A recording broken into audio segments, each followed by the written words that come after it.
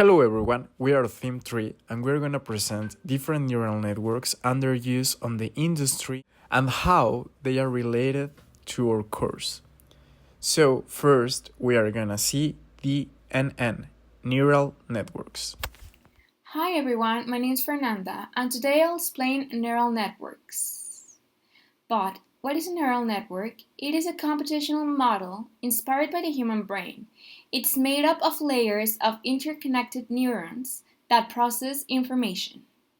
Each neuron receives input, applies a weight and an activation function, and passes it forward. With enough layers, neural networks can learn complex patterns from data, like predicting behaviors, recognizing images, or controlling agents. Neural networks learn through a process called backpropagation, where the model adjusts its internal weights based on the error in its output. This is done over many training iterations using a method called gradient descent. The more data it sees, the better it gets at making accurate predictions, whether it's classifying images, generating animations, or simulating intelligent behavior. In graphic simulations, neural networks plays a growing role by controlling agents, procedural content generation, or simulation acceleration. Neural networks add intelligence and adaptability to simulations. They help us move from scripted, predictable systems to data-driven, learning-based environments where agents and systems can evolve naturally. To summarize, neural networks are a core part of modern AI and are revolutionizing how we build and interact with simulations, from smarter agents to faster rendering and automated content creation. Hello everyone, here is Eduardo. So I'm gonna give you a little bit more insight about CNNs. So what is a CNN? It's a convolutional neural network.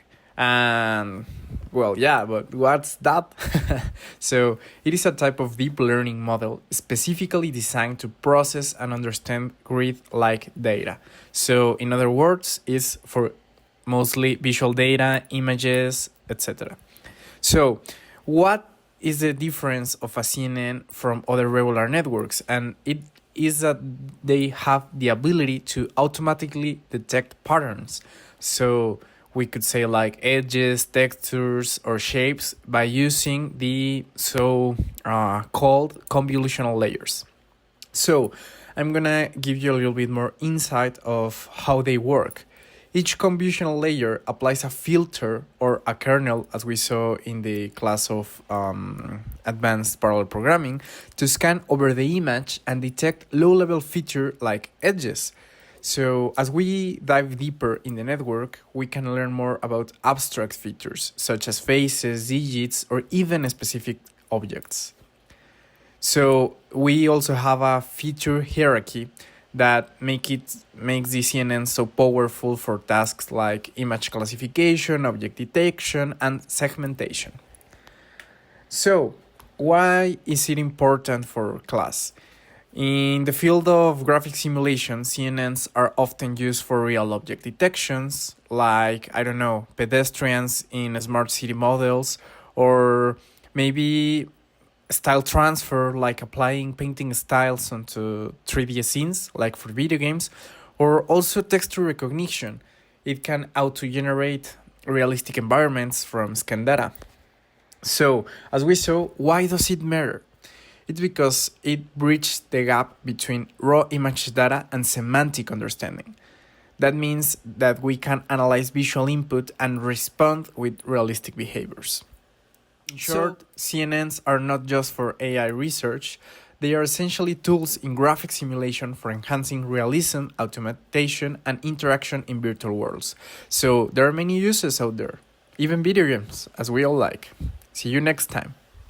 Now let's talk about recurrent neural networks, otherwise known like RNNs. Well, RNNs are great for tasks involving time or order.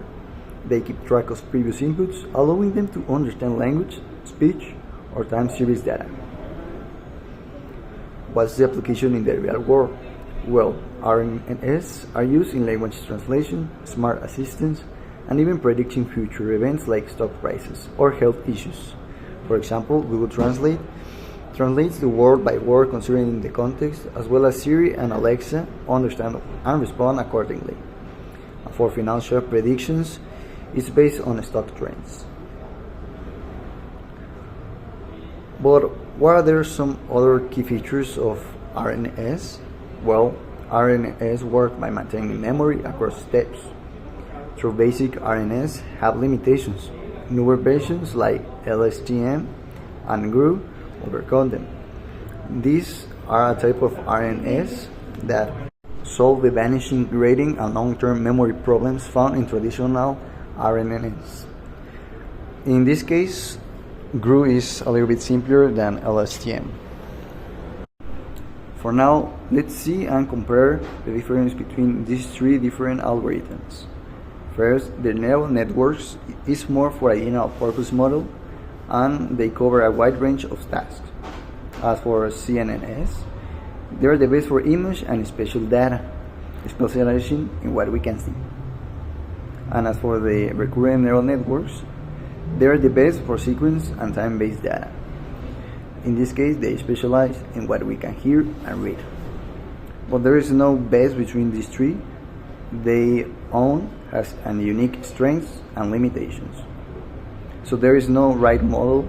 It all depends on the problem. Thank you very much.